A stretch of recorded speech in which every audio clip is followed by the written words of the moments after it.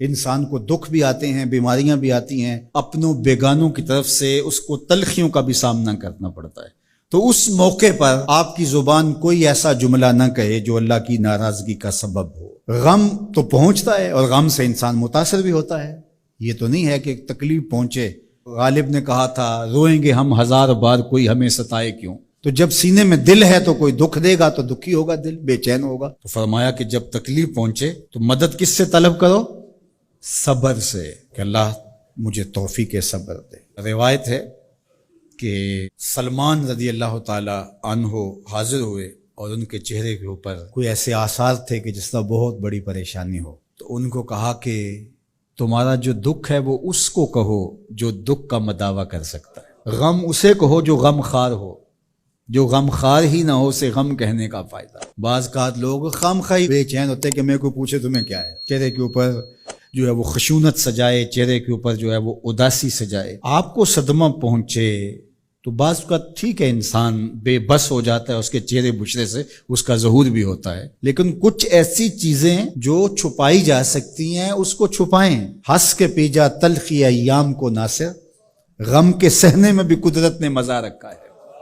غم برداشت کریں، اندر اتار لیں اس کو، اس کا اجر رکھا گیا ہے، اس کا صلہ بتایا گیا ہے۔ تو ہر چھوٹی چھوٹی بات کو لوگوں سے شیئر کرنا یہ نہیں ٹھیک ہے، کبھی آپ کوئی ایسی بات ہو آپ کر بھی سکتے ہیں، لیکن ہر وقت جو ہے وہ اکتائے ہوئے رہنا اور میں پریشان ہوں، میں پریشان ہوں، میں دکھی ہوں، میں دکھی ہوں، تو کیا وہ دکھ ختم ہو جائے گا؟ لوگ مہندی سجائیں گے تیرے لہو سے، لوگ مہندی سجائیں گے تیرے لہو سے، زخم دل کے نہ دکھاؤ کسی کو۔ لوگ تو اس سے طرح مذاق بھی اڑائیں گے، اور جب تم ہنستے ہو تو زمانہ تمہارے ساتھ ہنستا ہے، اور جب تم روتے ہو تو زمانہ تمہارے ساتھ نہیں روتا۔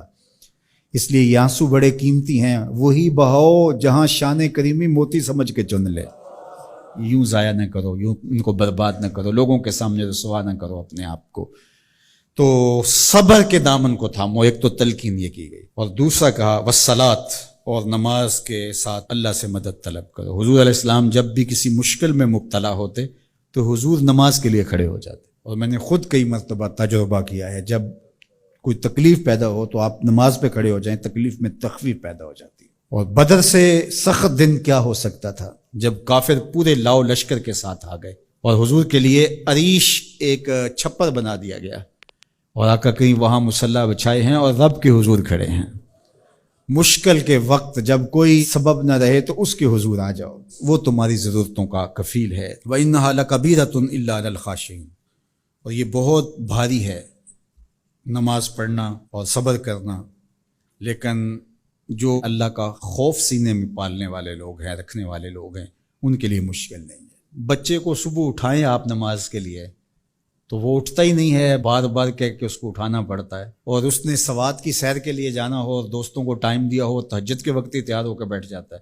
اس کا مطلب ہے کہ اس کو نماز کا شوق نہیں ہے، اس کا شوق تھا، جس کا شوق تھا اس کے لیے اٹھنا بھاری نہ ہوا۔ میرے والد گرامی سے کسی نے کہا جی جاگ نہیں آتی، تو فرمانے لگے صبح منڈی جانا ہو تو جاگ آ جاتی ہے، کچہریوں میں تاریخ ہو تو یاد آ جاتی ہے۔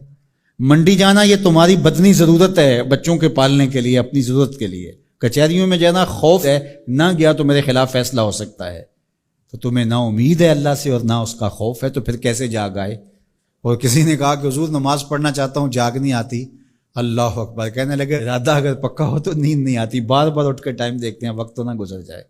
اللہ اکبر۔ تو فرمایا یہ بھاری ہے لیکن خاشعین کے لیے بھاری نہیں ہے، خشیت خدا سینے میں نہیں ہے، اللہ کا خوف سینے میں نہیں ہے، تو واقعی صبح کا اٹھنا بہت زیادہ بھاری ہے، بہت زیادہ مشکل ہے، لیکن جو خشیت والے ہیں ان کے لیے مشکل نہیں ہے۔ یہ مان لیا کہ صبح کا اٹھنا، سحری کا اٹھنا نفس پہ شاک ہے، لیکن اگر کسی کی زندگی کی لذت اس میں رکھ دی گئی ہو، اللہ اکبر، تو پھر اس کے لیے مشکل تو نہیں ہوگا۔ راہ خدا میں تکلیف اٹھانا مشکل صحیح، لیکن زندگی کا سرور اس میں رکھ دیا گیا ہو۔